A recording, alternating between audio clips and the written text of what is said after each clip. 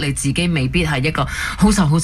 所謂人哋講model身材標準身材嗰啲啊，係啦，咁其實都可以着得好靚噶嘛，係啊，都可以好多選擇噶嘛。不如聽一聽咧，就係佩燕啊講一講，就係我哋 Melody FM 煤氣製作同埋播出廣告之後咧，有啲咩效應咧？最主要的是有2位啦，然後有一個呢，他就打電話來說，他說哦，終於他們找到這樣子的服務。另外一個呢，他是說他當時結婚的時候，他沒有拍到很好的結婚照，然後他說他這一次他想要補拍，因為在這之前雖然我們做很多推廣的活動在面子書，可是也不能去到每一個有需要我們服務的人的範圍裡面。那這一次呢，因為這個廣告出來呢，很多人其實說聽到有關於到這一個大馬禮服婚紗的服務之後，他們才知道哦，原來馬來西亞有人在做這樣嘅東西。喂，仲有啊，唔係你之前影得唔靚咧，你可以影多次㗎。就譬如話咧，你結婚嗰時明明好瘦，身材好靚嘅，咁你幾十年之後啦，50年之後，你知咁其實反覆都好正常。係，生咗幾個咁樣咧，再影多輯啊嘛，又可以幫襯 Plus Romance 啦。